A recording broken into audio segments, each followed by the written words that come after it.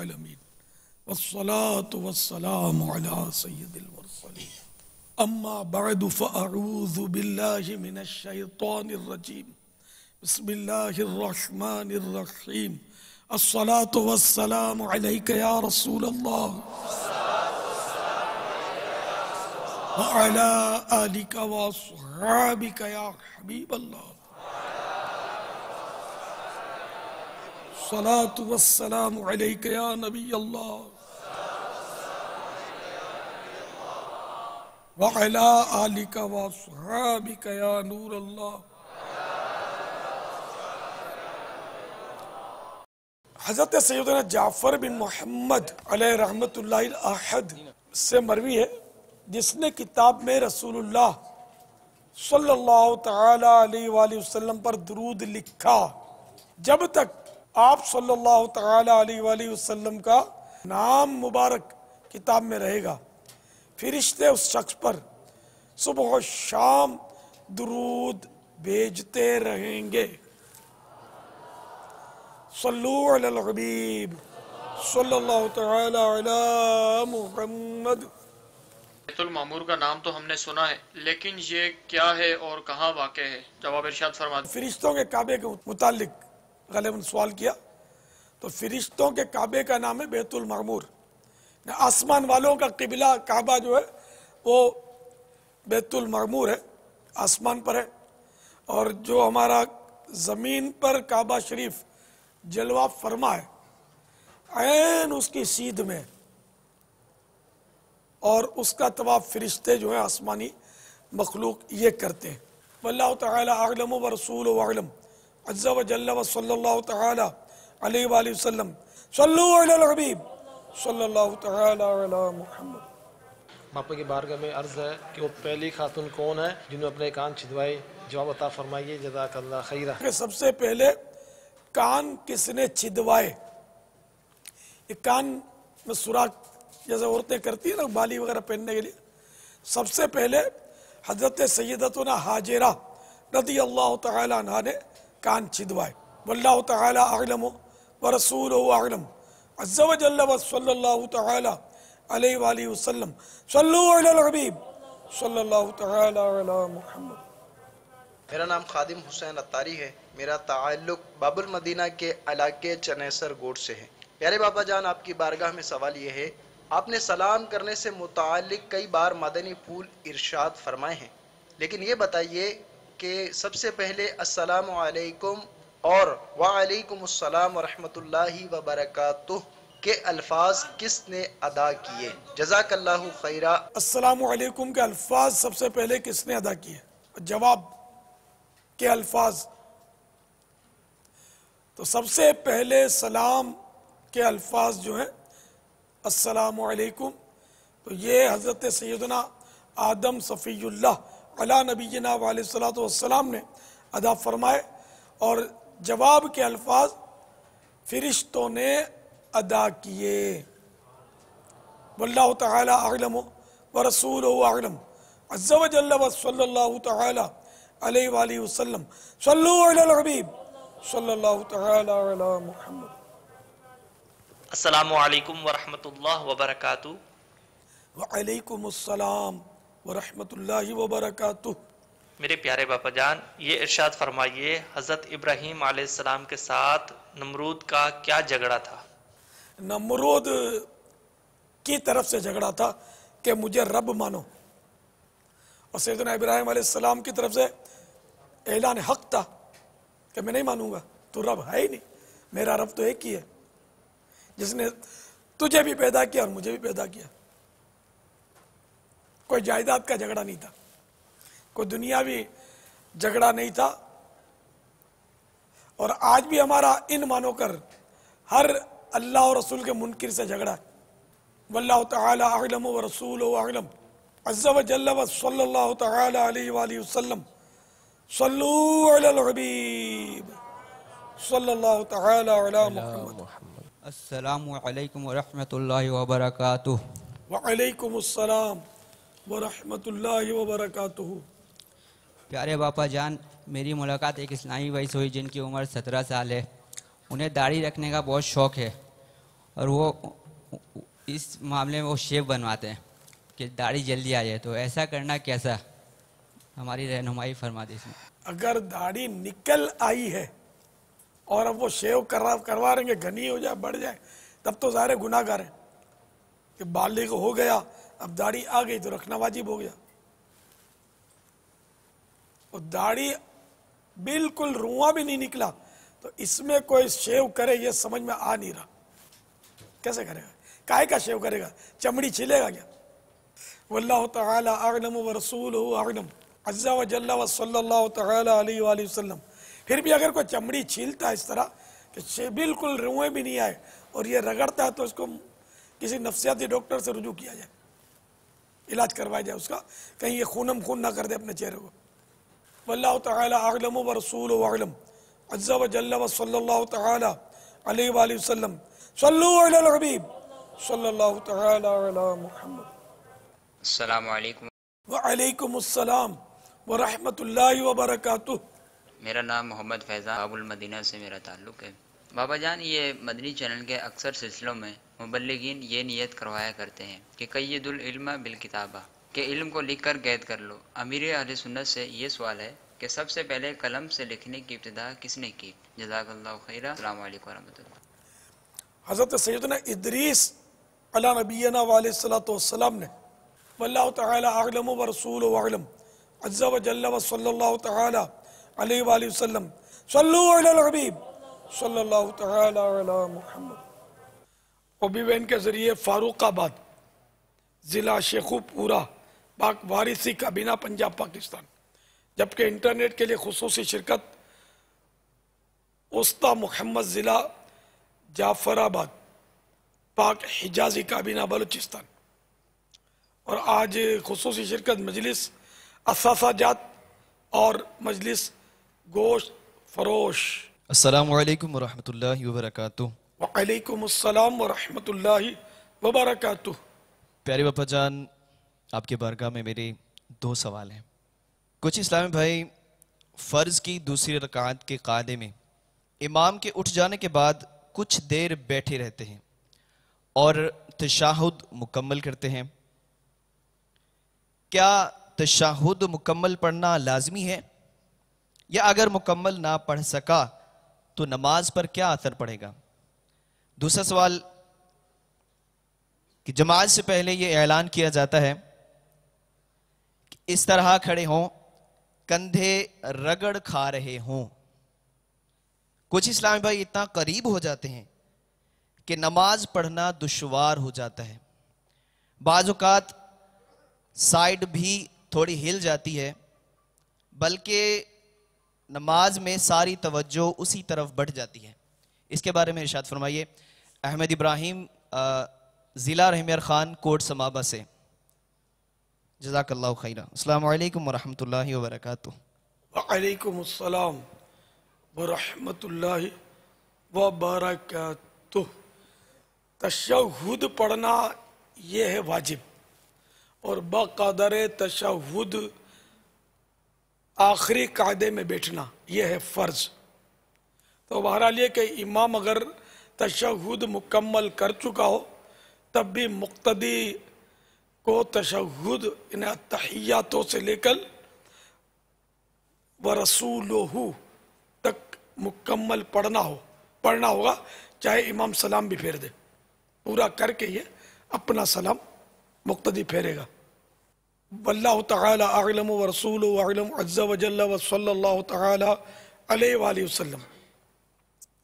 یہ فتح و رضویہ شریف میں ہے کہ صفوں میں اس طرح کھڑے ہوں، گردن سیدھ میں، کندھے سیدھ میں، پاؤں کے ٹخنے سیدھ میں، غالباً یہ بھی ہے ٹخنے سیدھ میں، اور مونڈے سے مونڈھا چھل رہا ہو، یہ لکھا ہے، رگڑ کھا رہا ہو نہیں لکھا، مونڈے سے مونڈا چھل رہا ہو۔ تو چھل رہا ہو، پھر اب ہمارے ہاں یہ الفاظ اب رائج نہیں ہے، چھل رہا ہو تو یہ چھلے تو کپڑا پھٹے تو پھر چمڑا چھلے، کندھا چھلے نا تو یہ تو بہت مشکل ہو جائے گا۔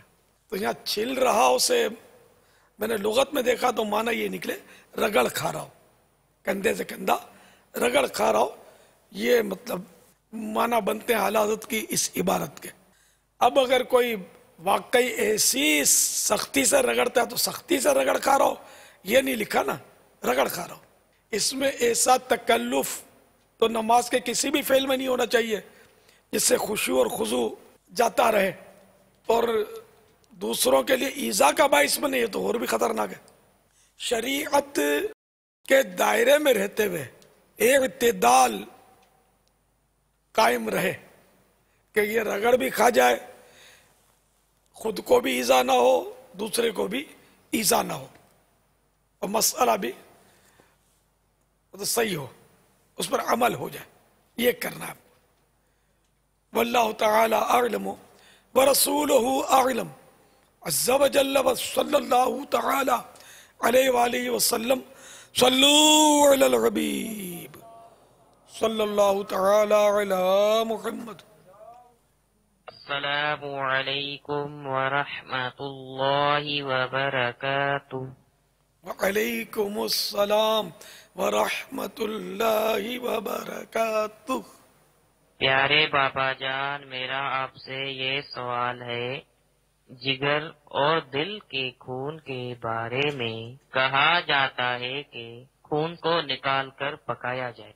अभी जो आप वीडियो देख रहे हैं इसमें ऐसा लग रहा है कि दिल को खून से साफ कर दिया गया है। इस बारे में रहनुमाई फरमा दें, अगर दिल साबुत पक जाए तो इस खून को कैसे जुदा किया जाए? जवाब इरशाद फरमाइए। दिल के अंदर जो खून है, दिल और जिगर, जिगर यानी कलेजी, लीवर अरबी में बोलेंगे कबद, तो कलेजी में शायद ज्यादा समझते होंगे, कलेजा में भी समझते होंगे, मगर बात ऐसे होंगे जिन्होंने कलेजी कभी देखी नहीं होगी, खाई होगी फिर भी नहीं देखी होगी, ऐसे भी होंगे शायद। खैर, तो दिल और कलेजी के अंदर खून होता है, कलेजी के अंदर भी बाकायदा उसकी रगें जाल बिछा होता है, तो काटते हैं ना कलेजी को तो अंदर से खून निकलता है। तो कलेजी और दिल के अंदर भी खून होता है, 4 खाने होते हैं दिल में, तो इनके अंदर खून जो होता है ये पाक है, नापाक नहीं है, मगर इनके खाने की भी इजाजत नहीं है। लिहाजा दिल को इस तरह मतलब यानी कि चारों तरफ चीरा जाए कि इसके खाने कट जाए खून के। इसमें मुर्गी का दिल होता है ना, इसमें बड़ा प्रॉब्लम होता है। ये आमतौर पे लोग पूरे का पूरा दिल डाल देते हैं पकाने में, तो इस तरह वो खून भी पक जाता है। बकरे का दिल तो पूरा पकाने का रुझान नहीं है, कहीं हो तो पता नहीं है मुझे, उसको काट के ही पकाते हैं, बकरे का या बड़े जानवर का टुकड़े करके, तो खून उसका निकल जाता है। जमा हुआ लोथड़ा होता है बाजू का, तो वो भी हो सकता है कि वो उंगली से निकाल के फेंक देते हो, फेंक देना चाहिए। तो अब अगर मुर्गी का दिल साबुत पक गया, तो खून भी पक गया इसमें, अब इसको उंगलियों से ही यानी कि तोड़ दें या छुरी से तोड़ दें या चम्मच से इसको खोल कर, तो इसके खाने और अब इतने पकने के बाद सख्त नहीं रहते, खोल कर अगर इसको आप हल्का सा नल खोल कर इसमें धो लेंगे ना अच्छी तरह, अंदरूनी हिस्सा दबा के, तो खून निकल जाएगा, जमा हुआ होगा। उंगली से भी आप देखेंगे ना तो काला काला हो जाता है पकने के बाद, तो ये खून निकल आएगा। जब खून निकाल लें इसका तो खा लेंगे। दिल को फेंके नहीं, ये खाया जाता है। अब बोला अंदर खून है तो वो पूरा दिल फेंक दिया, नहीं, इसको धो ले, खून जुदा कर लो, खा ले। मुर्गी की तिल्ली भी फेंकने का उर्फ है, रवाज है, फेंक देते हैं। और ये नहीं फेंकते, जो इसके गोश्त बेचते हैं ना मुर्गी का, ये हाथों से निकाल निकाल के इसकी ढेरी करते हैं या उसको शायद वजन में चलाते हैं।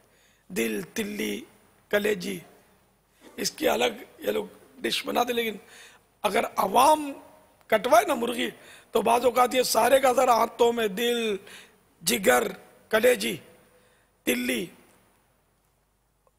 पत्थरी, इसको आमतौर पे लोग पोटा भी बोलते हैं, तो ये फेंक देते हैं लोग। ये फेंकते क्या, वो साइड पे कर लेते होंगे, फिर वो इसको बेचते हैं।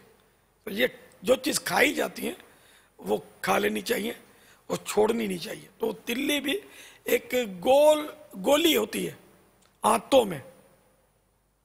یہ تو ہمارے پاس ان کے پاس ویڈیو بھی نہیں ہوگی اس کی شاید. بالکل کلیجی رنگ کی ایک گول بالکل گول ہوتی ہے.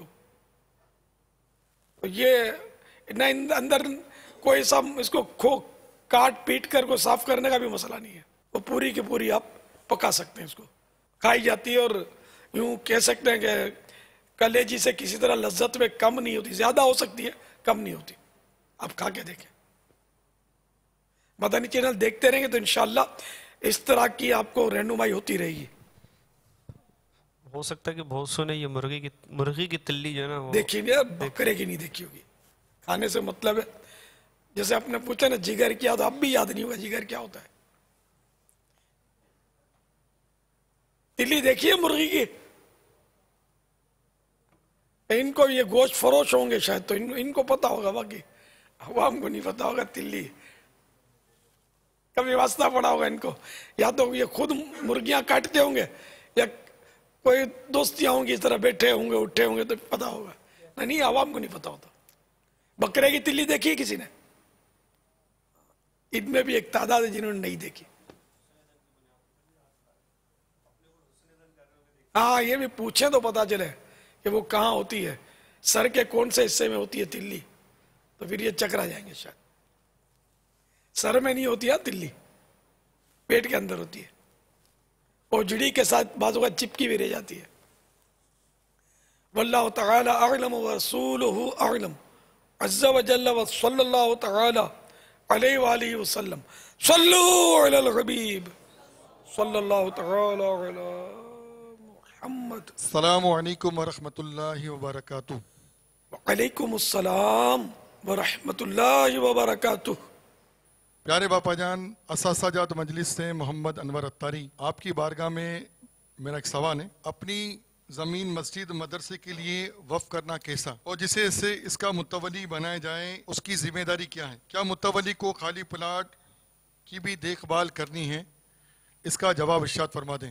مسجد یا مدرسے کے لیے زمین وقف کرنا بہت اچھا کار ثواب، آخرت کے لیے نفع بخش کام ہے. جو مسجد بنا ہے اس کے لیے تو حدیثوں میں فضائل بھی ہیں کہ جو چاہے چھوٹی سی مسجد بنائے گا اس کو بھی جنت میں محل ملے گا. اچھا، متولی کی ذمہ داریاں جو ہے نا، یہ کافی تفصیلی مسئلہ ہے. اور متولی میں یہ خوبیاں ہوں: فاسق معلن نہ ہو، علل اعلان فسق کا ارتکاب نہ کرتا ہو. کبیرہ گناہ ایک بار کیا تو فاسق، صغیرہ گناہ پر اصرار کیا تو فاسق. یعنی فاسق معلن سب کے سامنے کیا تو فاسق معلن ہے. علل اعلان کیا تو، جیسے داڑھی منڈا، یہ فاسق معلن کہلاتا ہے. ایک مٹھی سے جو گھٹاتا ہے وہ فاسق معلن کہلاتا ہے. فاسق معلن جو ہوتا ہے نا، اس کو اتنا ہی سمجھ لے کہ اس پر گویا لعنت اترتی رہتی ہے. آپ وہ جہاں جو داڑھی کا رسالہ ہے نا اعلی حضرت کا، لمحۃ الضحیٰ فی اعفاء اللحیٰ، اس کے آخر میں وہ جدول پڑھے کہ فاسق معلن بلکہ فاسق خود کتنی قباحتوں میں مبتلا ہے. الامان والحفیظ، اللہ گناہوں سے بچائے ہم کو. تو فاسق معلن نہ ہو، یعنی غیر فاسق معلن ہو، دیندار، ہوشیار، ڈبہ نہ ہو، دماغی طور پر ہوشیار ہو، اور کارگزار یعنی ایکٹیو، اور وقف کے ضروری مسائل سے واقف، درست تصرفات کرنے والا،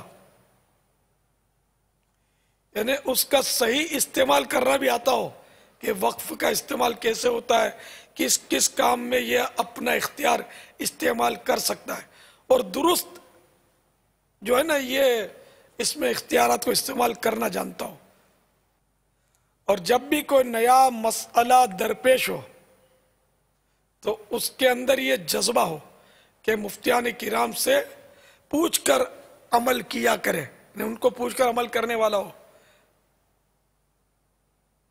اپنا وہ قیاس سے سارا طے نہ کر لے۔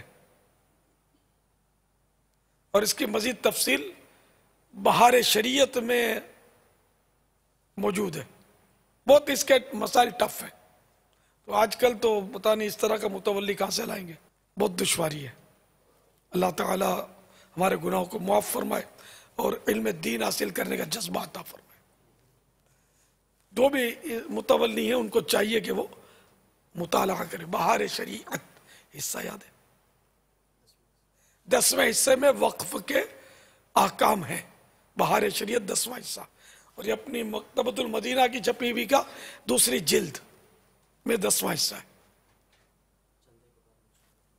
چندے کے بارے میں سوال جواب میں بھی ہیں مختصر سے مسائل، بہار شریعت میں تفصیل ہے۔ پھر بھی مفتیان کرام سے رجوع کرنا ہوگا، سمجھنا ہوگا ان سے۔ کئی نئے مسائل پیش آئیں گے جو بہار شریعت میں ہو سکتا ہے نہ ملے، تو یہ مفتیان کرام سے رہنمائی لینی ہوگی۔ ہر مسجد کے مولانا سے پوچھ کر مسئلہ حل نہیں ہوگا۔ صرف مفتی جو دارالافتاء میں بیٹھتا ہو، اسٹیج کا مقرر ہوگا تو وہ شاید آپ کی رہنمائی نہیں کر سکے گا، کیونکہ اس کو اتنا ٹائم نہیں ملتا ہوگا۔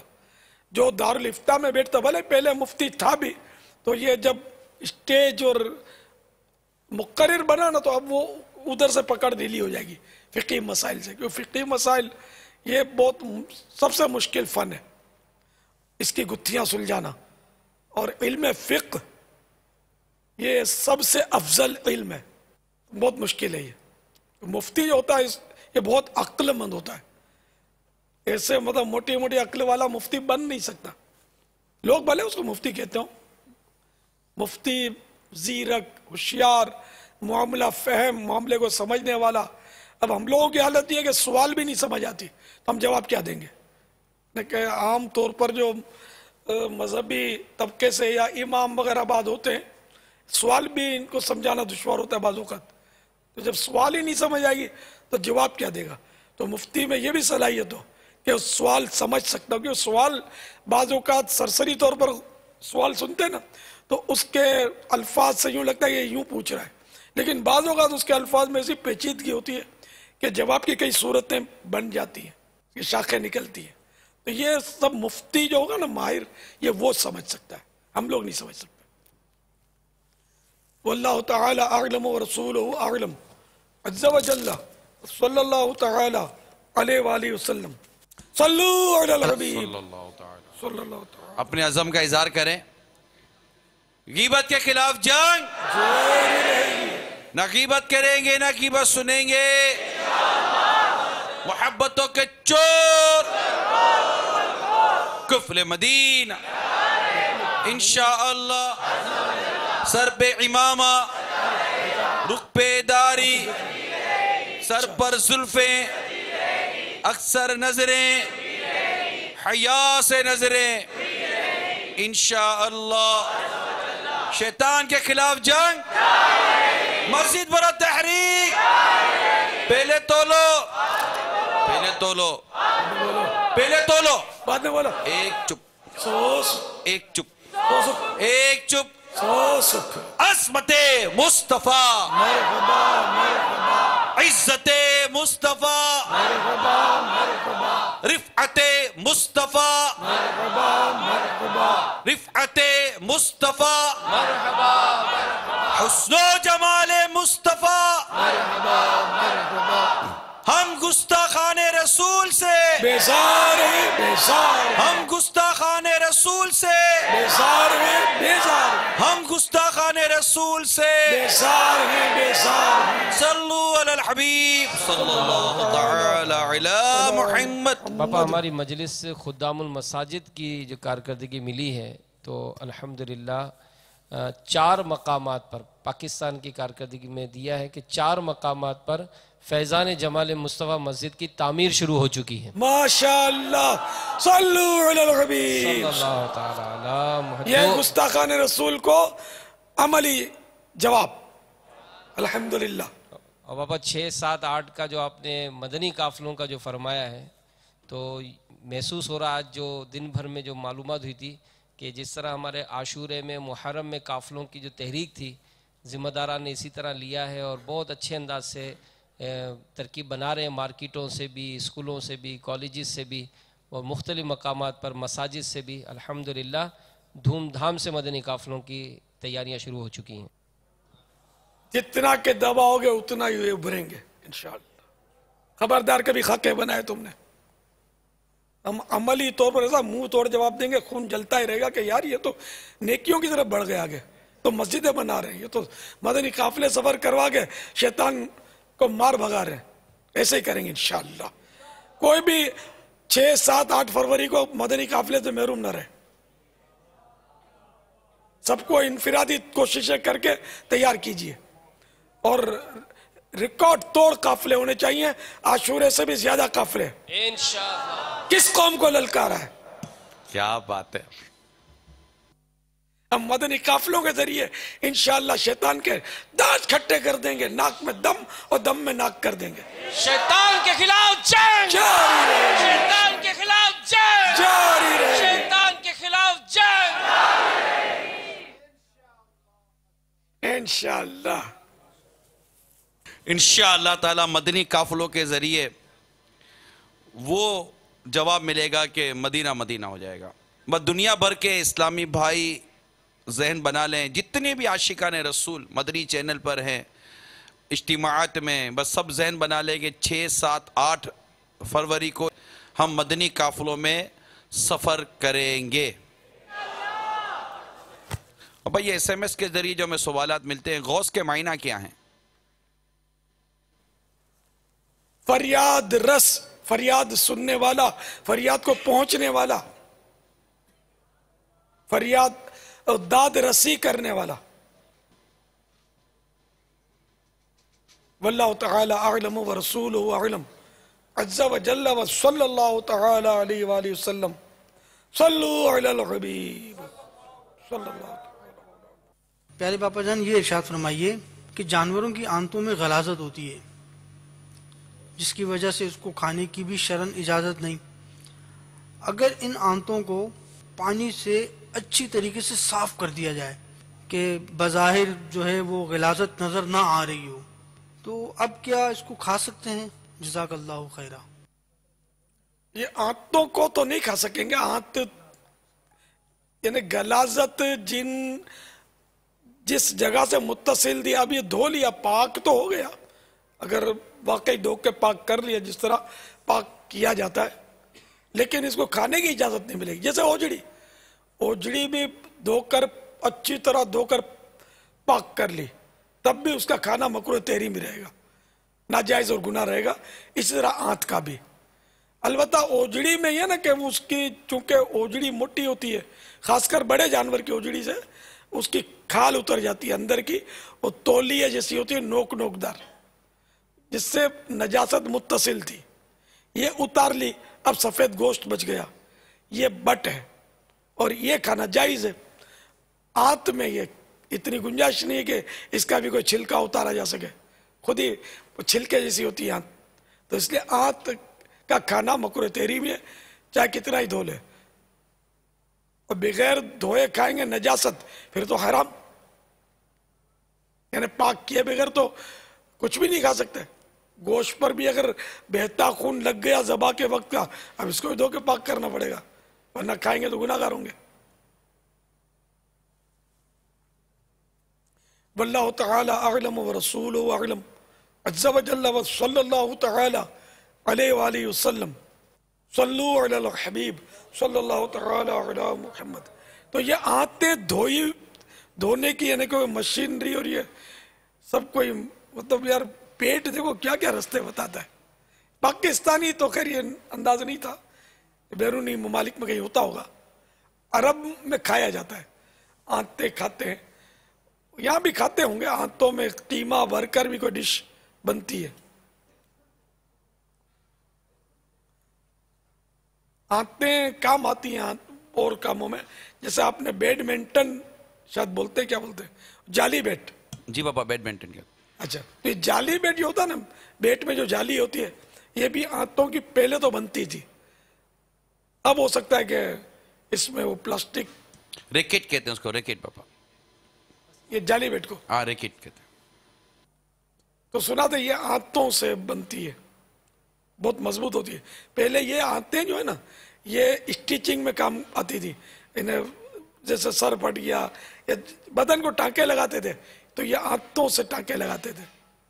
अब शायद जदीद टेक्नोलॉजी है, अब हो सकता है कुछ, क्योंकि हाथों में ये होता था कि ये खुद ही डिजोल्व हो जाती थी, हल हो जाती थी, खुदा बेहतर जाने तो अब क्या सूरत हाल है। वल्लाहु तआला अअलम व रसूलुहु अअलम अज़्ज़ा व जल्ला व सल्लल्लाहु तआला अलैहि व सल्लम। तो जो हाथे धोते हुए दिखाया जा रहा है ना, ये मुमकिन है खाने के लिए ना दिखाया जा रहा हो, इसके और जो इस्तेमाल है, इन इस्तेमाल के लिए ये धोई जा रही हो इस एहतिमाम के साथ। वल्लाहु तआला अअलम व रसूलुहु अअलम अज़्ज़ा व जल्ला व सल्लल्लाहु तआला अलैहि व सल्लम। सल्लू अलल हबीब सल्लल्लाहु तआला अला मुहम्मद। अस्सलामु अलैकुम व रहमतुल्लाहि व बरकातुहू। व अलैकुम अस्सलाम व रहमतुल्लाहि व बरकातुहू। मेरा नाम मोहम्मद अवैस सत्तारी है। मेरा ताल्लुक हॉलैंड के शहर रोटरडैम से है। प्यारे बापा जान, आपकी बारगाह में सवाल है, जो लोग कहते हैं कि या गौस मेरी झोली भर दो, ख्वाजा मेरी झोली भर दो, हम तो अल्लाह के बंदे हैं, अल्लाह से मांगना चाहिए, तो वजाहत फरमा दें इस तरह कहना कैसा। जज़ाकल्लाह खैर। हम अल्लाह के बंदे हैं, अल्लाह से मांगना चाहिए, और जब तक बच्चा रोता नहीं है, अम्मी दूध नहीं पिलाती, अम्मी बच्चे को नहीं कहती कि अल्लाह से मांग दूध पिला दे, ये रोने में इसकी खामोश फरियाद है ना, मुझे अम्मी दूध पिला, भूख लगी है।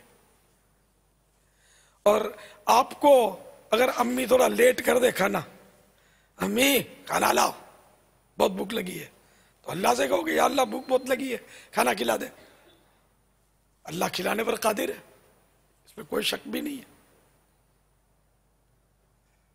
इसी तरह बहुत सारे मामलात हैं कि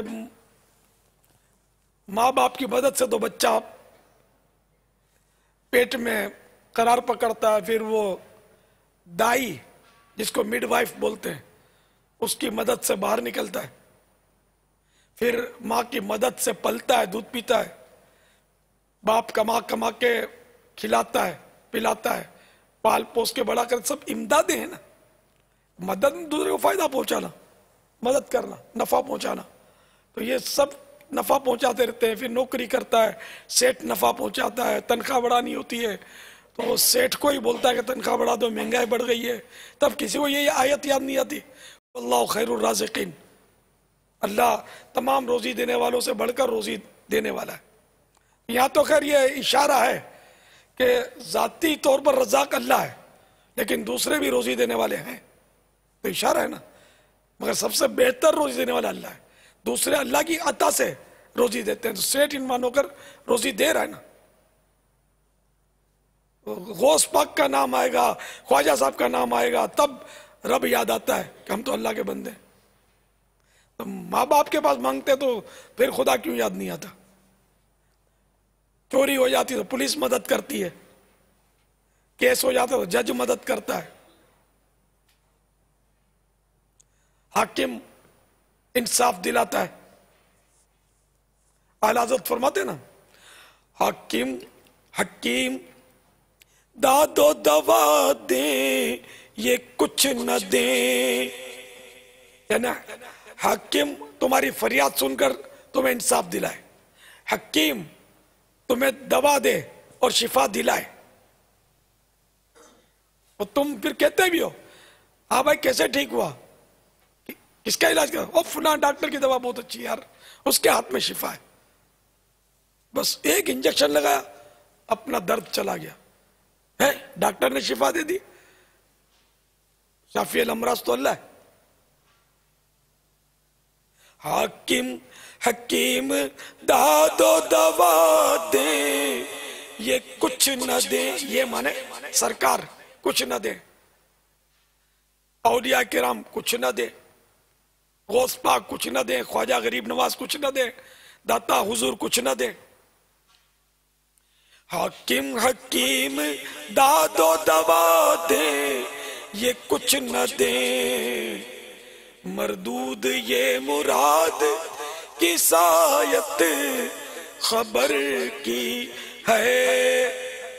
کون سی آیت قرآنی سے تو نے یہ سبق سیکھا کہ حاکم فریاد رسی کر سکتا ہے، حکیم ڈاکٹر علاج کر کے شفا دے سکتے ہیں، لیکن مصطفیٰ کریم صلی اللہ تعالی علیہ وآلہ وسلم کچھ بھی نہیں دے سکتے؟ یہ قرآن کریم کی کون سی آیت سے تم نے نکالا؟ کون سی حدیث پاک سے استدلال کیا؟ تو حقیقت یہ ہے کہ نہ حاکم فریاد رسی کر سکتا ہے، نہ حکیم علاج کر سکتا ہے، نہ ڈاکٹر شفا دے سکتا ہے۔ حقیقت میں جو بھی دیتا ہے رب دیتا ہے۔ اب حکیم فریاد رسی کر رہا ہے تو یہ اللہ کے دیے سے کر رہا ہے، اللہ کی دی ہوئی صلاحیت سے، توفیق سے وہ کر رہا ہے۔ حکیم ڈاکٹر جو علاج کر رہے ہیں، شفا مل رہی ہے تو یہ سب اللہ کی عطا سے مل رہی ہے۔ اللہ نے دوا میں یہ خوبی رکھی کہ یہ شفا دے رہی ہے، لیکن رب جب چاہے گا تو دوا شفا نہیں دے گی۔ کہ جب بندہ دوا استعمال کرتا ہے تو دوا اور مرض کے درمیان ایک فرشتہ ہوتا ہے۔ جب اللہ تعالی شفا دینا چاہتا ہے تو وہ فرشتہ ہٹ جاتا ہے، تو دوا جو ہے مرض پر اٹیک کرتی ہے، حملہ کرتی ہے، مرض کو بھگا دیتی ہے، بندہ ٹھیک ہو جاتا ہے۔ اور جب اللہ شفا دینا نہیں چاہتا تو دوا اور مرض کے درمیان جو فرشتہ ہے وہ حائل رہتا ہے، ہٹتا نہیں ہے۔ تو یوں مطلب لاکھ دوا کر لو مرض جائے گا نہیں۔ اور ایسے بے شمار مریض آپ کو ملیں گے کہ جو بولتے ہیں ہم کو اتنے سال ہوئے علاج کراتے ہوئے، ٹھیک ہوتا ہی نہیں ہے۔ تو فرشتہ جو اللہ کے حکم سے وہ حائل مانا جائے گا یہاں، کہ وہ دوا کو مرض تک پہنچنے نہیں دے رہا۔ یہ نظام قدرت ہے۔ تو یہاں بھی فرشتہ، اللہ نے فرشتے کو مقرر کیا نا۔ اللہ فرشتوں کا محتاج نہیں ہے، لیکن عالم اسباب ہے۔ اچھا، اب بات یہ ہوگی کہ پھر انتقال کے بعد چلو مدد نہیں مانگیں گے، کیونکہ سوال میں تو یہ ڈائریکٹ ہے نا کہ بغیر کسی شرط کے کہ مدد کیوں مانگے، جولی وردو کیوں کہیں کسی اور سے۔ انتقال کے بعد بھی اللہ تعالی کی عطا سے مدد کر سکتے ہیں انبیاء کرام، اولیاء کرام۔ اللہ کے پیارے حبیب صلی اللہ تعالی علیہ وآلہ وسلم بھی امداد فرماتے ہیں اللہ کی عطا سے۔ امام بخاری اپنی کتاب الادب المفرد میں اور امام ابن السنی وغیرہ روایت کرتے ہیں کہ حضرت سیدنا عبداللہ بن عمر رضی اللہ تعالی عنہما کا پاؤں سو گیا۔ کسی نے کہا انہیں یاد کیجئے جو آپ کو سب سے زیادہ محبوب یعنی پیارے ہیں۔ تو حضرت نے با آواز بلند کہا یا محمدہ، فوراً پاؤں کھل گیا۔ اور اگر اللہ نہ کرے ہم میں سے کسی کو فالج ہو جائے، پاؤں سو جائے، یا فالج کا لکھا نہیں ہے یہاں، مطلب وہ اعلیٰ حضرت نے ترجمہ یہ کیا پاؤں سو گیا۔ تو اگر کسی کا پاؤں سو جائے تو ہم تو ذرا دنیاوی جتن کرتے ہیں، تو دنیاوی علاج بھی جائز ہے، لیکن یہ ہم تو سرکار سے مانگیں گے، جو مانگو وہ ملتا ہے صلی اللہ تعالی علیہ وآلہ وسلم۔ تو یوں مطلب سرکار کو پکارا، اور بخاری کرتے کہ بخاری میں دکھاؤ، تو چلو بھائی امام بخاری کی کتاب الادب المفرد میں یہ روایت حکایت موجود ہے۔ اس کے علاوہ بہت ساری روایتیں کہ جن میں اس طرح کی روایتیں، چنانچہ امام نووی شارح مسلم رحمت اللہ تعالی علیہ نے کتاب الاذکار میں اس کی مثل یعنی اس جیسی حضرت عبداللہ بن عباس رضی اللہ تعالی عنہما سے نقل فرمایا کہ حضرت عبداللہ بن عباس رضی اللہ تعالی عنہما کے پاس کسی آدمی کا پاؤں سو گیا تو عبداللہ بن عباس رضی اللہ تعالی عنہما نے فرمایا تو اس شخص کو یاد کر جو تجھے سب سے زیادہ محبوب ہے. تو اس نے یا محمد کہا اچھا ہو گیا. اور یہ امر ان دو صحابیوں کے سوا اوروں سے بھی مروی ہوا. اہل مدینہ میں قدیم سے اس یعنی یا محمدہ کہنے کی عادت چلی آتی ہے. حضرت بلال بن حارث مزنی سے ان کی قوم بنی مزنیہ نے درخواست کی کہ ہم مرے جاتے ہیں. وہ قحط کا دور تھا غالباً, قحط بہت بڑا قحط ہوا تھا, تو ہم مرے جاتے ہیں, کوئی بکری ذبح کیجئے. فرمایا بکریوں میں کچھ نہیں رہا ہے, گوشت ہی نہیں بچا, گھاس کھائیں گی چارہ کھائیں گی تو گوشت ہوگا, قحط ہے. تو انہوں نے اصرار کیا, آپ کی قوم نے اصرار کیا, آخر بکری ذبح کی, کھال کھینچی تو نری سرخ ہڈی نکلی, سرخ ہڈیاں نکلی اس میں, ٹھیک ٹھاک وہ سوکھی بھی تھی. یہ دیکھ کر بلال رضی اللہ تعالی عنہ نے ندا کی یعنی پکارا یا محمد صلی اللہ تعالی علیہ وآلہ وسلم. پھر حضور اقدس صلی اللہ تعالی علیہ وآلہ وسلم نے خواب میں تشریف لا کر بشارت دی. ذکرہ فی الکامل, اس کو کامل میں ذکر کیا گیا. تو یہ اس طرح مطلب کئی ایسی روایتیں پہلے بزرگان دین سرکار کو پکارتے تھے. قصیدہ بردہ شریف میں بھی پکارنے کے دلائل ہیں. تو بہت ساری مطلب ایسی روایتیں ایسے اشعار بزرگوں سے منقول ہیں کہ جن میں پکارا گیا. خود ہمارے آقا امام اعظم ابو حنیفہ رضی اللہ تعالی عنہ بھی یا رسول اللہ کہتے تھے اور سرکار سے مدد مانگتے تھے. آپ کا قصیدہ نعمانیہ آپ نے شاید نام بعضوں نے سنا ہو, آپ کا ایک مشہور قصیدہ جو اہل علم میں مشہور ہے, قصیدہ نعمانیہ. اس میں ہے یا اکرم الثقلین یا کنز الورا, یعنی اے جنات اور انسانوں میں سب سے بہتر, یا کنز الورا اے ساری مخلوق کے خزانے, اے جن و انس سے بہتر اور ساری مخلوق کے خزانے. آگے یہ ہے کہ میں آپ کی سخاوتوں سے حصہ لینے کا حریص ہوں, تمنائی ہوں.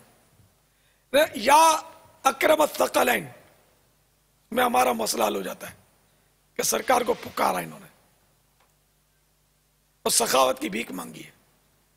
تو یہ مطلب پہلے کے جو حضرات تھے نا, یہ مطلب سرکار صلی اللہ علیہ وسلم سے مدد مانگتے تھے, اولیاء کرام سے مدد مانگتے تھے.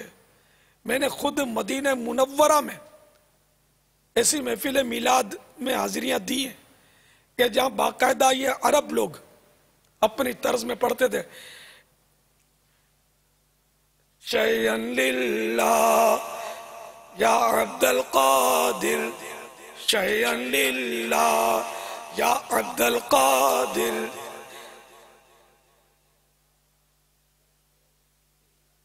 ساکن البغداد یا شیخ الجیلانی, شیئن للہ یا عبد القادر, ساکن البغداد یا شیخ الجیلانی. اب رہا گیا میں عربوں میں میں نے خود الحمدللہ شرکت کی ہے مدینہ منورہ میں. کسی کے گھر پہ مطلب ایک شیخ تھے بیچارے فوت ہو گئے, اللہ ان کی مغفرت کرے. تو وہ ہر بدھ کو یہاں ان کے یہاں میلاد ہوتا تھا, ایوری ویڈنسڈے ہر بدھ کو. تو میں نے چند بار بدھ کو ان کے یہاں شرکت کی ہے. باپا جو قصیدہ بردہ ہے اس کے نام کے اندر بھی تو کچھ مدد کا تذکرہ ہے نا؟ سبحان اللہ. قصیدہ بردہ یہ وہ قصیدہ ہے کہ جس کو شاید یہ جن کو وسوسے آتے ہیں نا وہ بھی اس سے انکار کرنے کی ہمت نہیں کرتے. وہ اس سے مسلمہ بزرگ ہیں امام بوسیری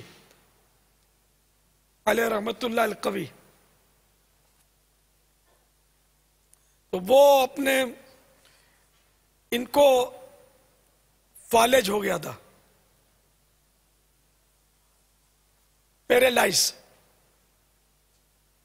انہوں نے قصیدہ بردہ شریف لکھا ہے اور اس میں ایک شعر انہوں نے لکھا جس میں سرکار صلی اللہ تعالی علیہ وآلہ وسلم سے فریاد کی، یا اکرم الخلق مالی من الوذ بہ سواک عند حلول الحادث العممی.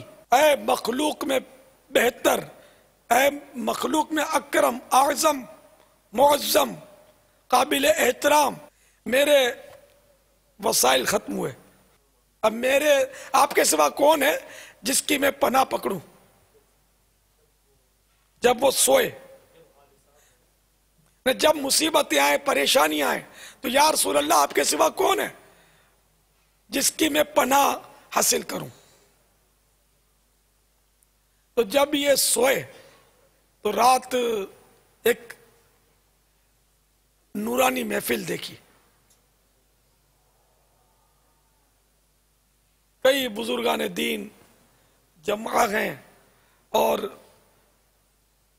سارے نیکوں کے سردار شہنشاہ ابرار صلی اللہ تعالی علیہ وآلہ وسلم بھی جلوہ فرمائے. اتنے میں سرکار صلی اللہ تعالی علیہ وآلہ وسلم نے امام بوسیری کو فرمایا شرف الدین جو قصیدہ رات کو لکھا میں سناؤ. یعنی اسی طرح کا یہ واقعہ ہے. تو آپ نے قصیدہ بردہ شریف سرکار صلی اللہ تعالی علیہ وآلہ وسلم کو سنایا. اس وقت یہ قصیدہ بردہ نہیں تھا، اور جو قصیدہ لکھا تھا جو نعت شریف لکھی تھی وہ سنائی. تو جب اس شعر پر پہنچے، غالباً یہی شعر ہے جو ابھی ہم نے پڑھا، تو جب اس شعر پر پہنچے، یا اکرم الخلق مالی من الوذ بہ سواک عند حلول الحادث العممی، یا اے تمام کائنات سے بہتر اور معظم مکرم،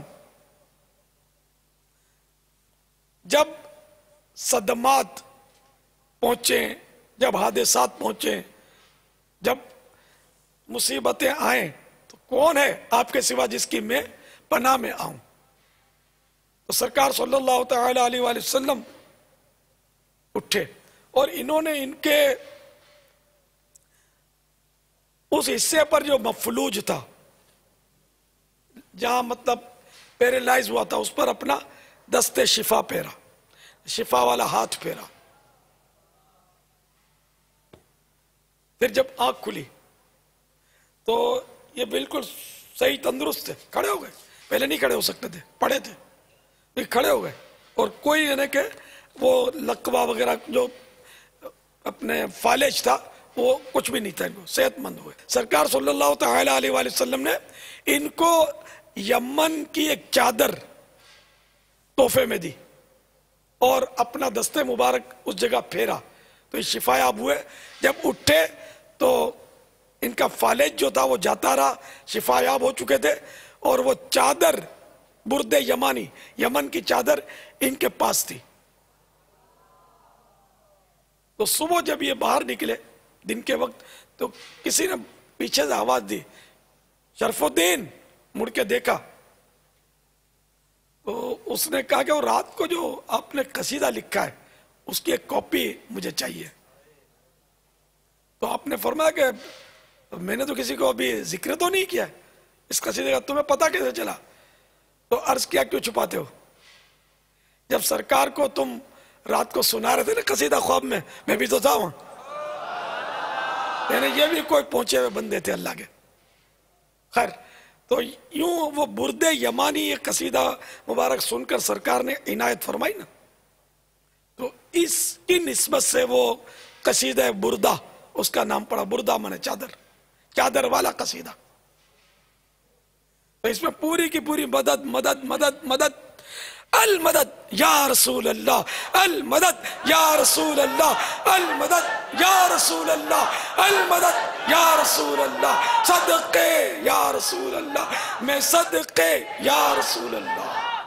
صدقے یا رسول اللہ، صدقے یا رسول اللہ، صدقے یا رسول اللہ، صدقے یا رسول اللہ. حسن و جمال مصطفیٰ مرحبا صد مرحبا، عز و جلال مصطفیٰ مرحبا صد مرحبا، حسن و جمال مصطفیٰ مرحبا صد مرحبا. آقا کا امام مرحبا، آقا کی داڑھی مرحبا، آقا کی زلف مرحبا، آقا کا امام مرحبا، آقا کا پسینہ مرحبا، آقا کا پسینہ مرحبا، آقا کا مدینہ مرحبا. حسن و جمال مصطفیٰ مرحبا صد مرحبا، عز و جلال مصطفیٰ مرحبا صد مرحبا. السلام علیکم. وعلیکم السلام ورحمۃ اللہ وبرکاتہ. میرا نام سردار محمد عرفان ڈوگر ہے اور میں شخبرہ فروخ آباد سے MNA ہوں. الحمدللہ اللہ تعالیٰ نے دنیا میں بہت زیادہ عزت سے نوازا ہے. دوسری بار قومی اسمبلی کا رکن بنا ہوں. میرا آپ سے یہ سوال ہے کہ آخرت میں بھی ایمان کی سلامتی مل جائے، اس کے لیے ہماری رہنمائی فرمائی جائے. ماشاءاللہ، آخرت میں ایمان کی سلامتی مل جائے، دنیا میں ایمان کی سلامتی مل جائے، تاکہ ایسی سلامتی ملے کہ مرنے میں بس وہ ساتھی ہو اور ایمان لے کر قبر میں جائیں. پھر قیامت میں کوئی ایمان نہیں چھینے گا. اللہ تعالیٰ ایمان سلامت رکھے اور اپنی عبادت کے لیے ہماری جان بھی سلامت رکھے کہ ہم اس کی عبادت کریں. اچھا جذبہ ہے. اللہ تعالیٰ آپ کو سلامتی ایمان سے مالا مال کرے، مجھے بھی، ہم سبھی کو اللہ تعالیٰ ایمان کی سلامتی نصیب فرمائے. اس کے لیے آپ روزانہ یہ ورد کرتے رہیں کہ آدھی رات ڈھلے سے سورج کی پہلی کرن چمکنے تک یہ صبح کہلاتی ہے اوراد کے لیے. تو اس دوران یہ بہت بڑا پیریڈ ہوتا ہے، کئی گھنٹے ہوتے ہیں. تو اس میں آپ یا حیو یا قیوم لا الہ الا انت 41 بار پڑھ لیں. 41 یا حیو یا قیوم لا الہ الا انت، یا حیو یا قیوم لا الہ الا انت 41 بار. اول آخر 3 بار درود پاک. انشاءاللہ اس کی برکت سے ایمان پر خاتمہ ہوگا. یہ کوئی ایسا یقیناً ایک خاص ترین موضوع ہے باپا، ایمان کی سلامتی کا، خاتمہ بالخیر کا. اس وقت ہمارے ساتھ جو مختلف مقامات پر اسلامی بھائی بھی جمع ہیں، فاروق آباد میں اسلامی بھائی جمع ہیں، ضلع شیخوپورہ، استا محمد بلوچستان کی طرف کے اسلامی بھائی جمع ہیں. تو اسی طرح مدنی چینل کی ایک تعداد ہے ناظرین کی. دیکھا یہ جاتا ہے کہ اس طرف توجہ کم رہ گئی ہے. ایمان کی سلامتی کے حوالے سے اگر ہم روز سوچیں گے کہ ہم نے پورے دن میں ایک بار بھی ایمان کی سلامتی کے بارے میں غور کیا یا نہیں کیا، تو شاید ایک تعداد ہے کہ جس کے لیے سوال بھی شاید نیا ہوگا. تو ایمان کی سلامتی کے حوالے سے کیا کیا ذہن ہونا چاہیے، اور ایمان کی سلامتی کے لیے عملی طور پر ہمیں اس معاملے میں کیا اپنا کردار ادا کرنا چاہیے؟ بے شک اللہ کی رحمت سے ہی ہے. واقعی بس مال سلامت ہر کوئی منگے، دین سلامت کوئی ہو. خیر سلطان باہو رحمت اللہ تعالی علیہ نے تو یہاں یہ لکھا ہے، دین سلامت ہر کوئی منگے، عشق سلامت کوئی ہو سکتا ہے اس وقت لوگ دین سلامت مانگتے ہوں گے، اب مال سلامت مانگتے ہیں. سب کو روزی میں برکت چاہیے، چاہے مطلب وہ خود سرمایہ دار ہو، تب بھی اس کو बस माल में बरकत, थोड़ा कर्जा फंस गया तो मेरा माल फंस गया, मेरे पैसे नहीं देता। हालांकि इसके बाद वो कहते हैं ना 7 पेड़ियां खाए इतना होता है, तब भी इसको मतलब ये नहीं कि चैन नहीं पड़ता। तो ये तावीज़ात के जो अपने बस्ते हैं ना, इनसे आप कारकर्दगी लेंगे ना तो रोजाना न जाने कितने आते होंगे रोजी में बरकत का तावीज़ लेने के लिए। लेकिन ईमान की सलामती के लिए तो मेरे ख्याल में शायद कोई आता हो कि कोई ऐसा तावीज़ है भाई कि जिससे ईमान की सलामती मिले और कब्र में हम मोमिन होने की हालत में दाखिल हो।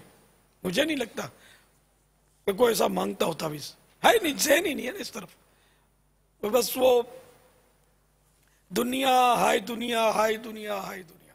हालांकि दुनिया कहीं नहीं जाती, जितना रब ने जिंदा रखना मुकद्दर फरमाया उतना रिस्क उसने देना है।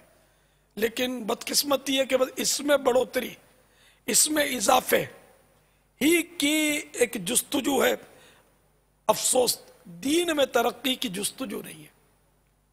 सब कुछ दुनिया के लिए, तालीम तो वो दुनिया की, सनत तो दुनिया का, ओहदा मनसब सब कुछ दुनिया का, दीन के लिए कुछ नहीं। नमाज तक पढ़ने की तौफीक कितनों को है ये अंदाजा सभी को होगा। जो पढ़ते हैं उनको नमाज कितनी आती है इसका अंदाजा शायद कम लोगों को होगा। अल्लाह करे कि हमारा ईमान सलामत रहे। लाख बंदा इबादत कर ले, लाख तहज्जुद गुजार हो, बहुत बड़ा आलिम फाजिल हो, बहुत बड़ा शेख हो, पीर हो, कुछ भी हो, लेकिन सबको याद रखना चाहिए कि महबूब करीम सल्लल्लाहु तआला अलैहि वसल्लम का फरमान अजीम है कि आमाल का कोई एतबार नहीं मगर खात्मे पर। तो इसलिए वो खातिमा अगर सही होगा ना, जब भी अमल काम आएंगे, वरना आखिरत में ये अमल कुछ भी काम नहीं आएंगे।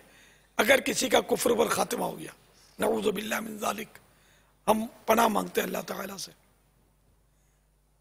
तो जितनी अहम चीज हो ना उतनी उसकी हिफाजत की फिक्र ज्यादा होनी चाहिए।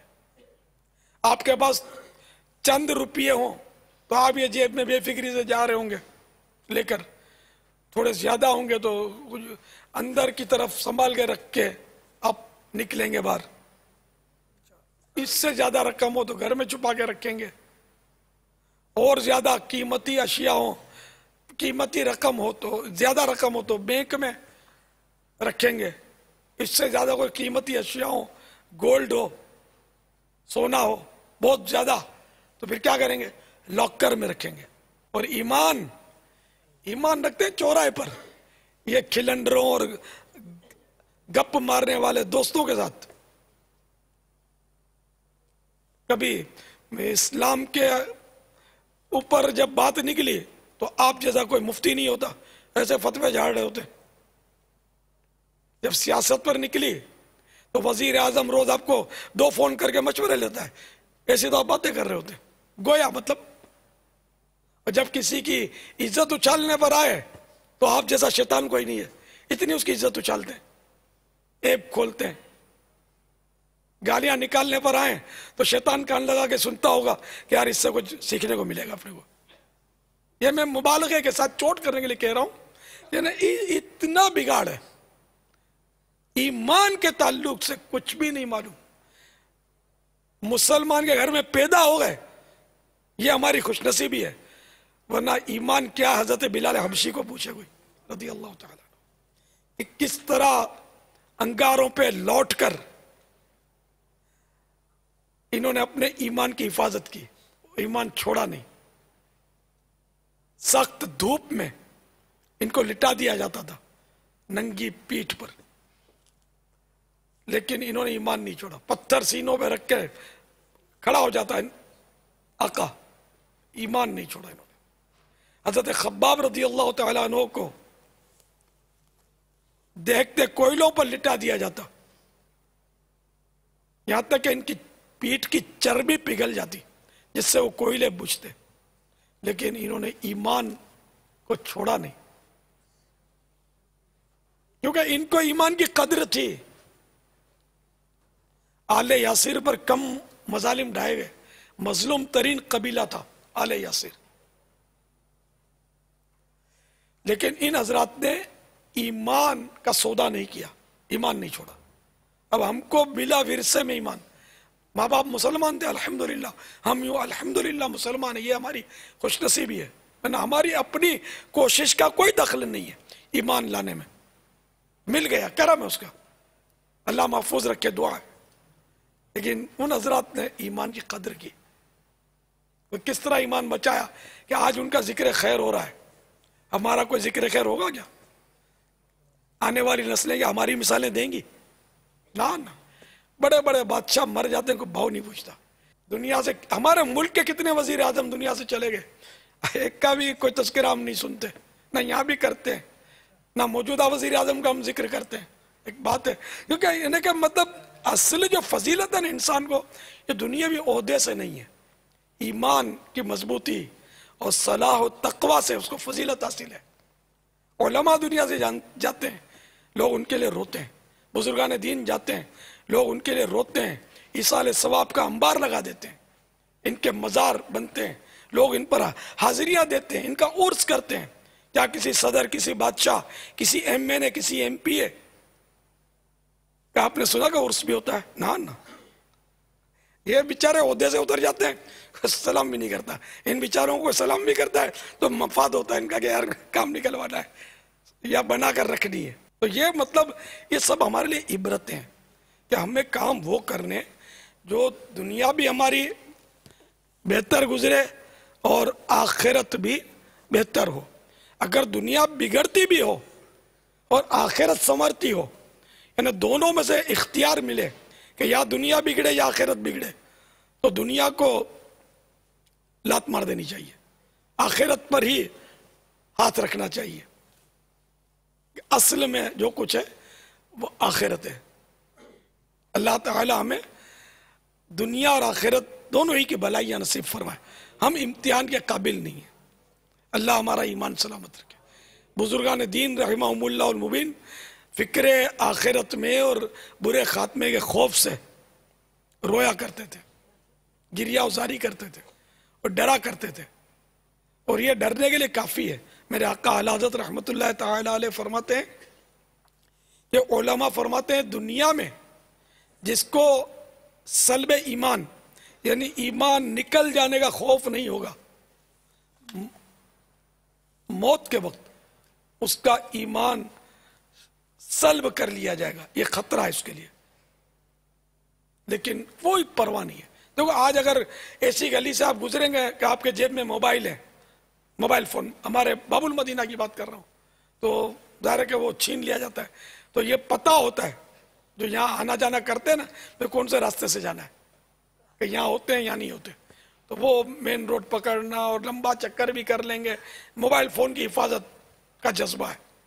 ईमान की हिफाजत के लिए बुरी सोबत छोड़ते नहीं है, बक बक बक बक बक बक करने वालों के पास जा घुसते हैं।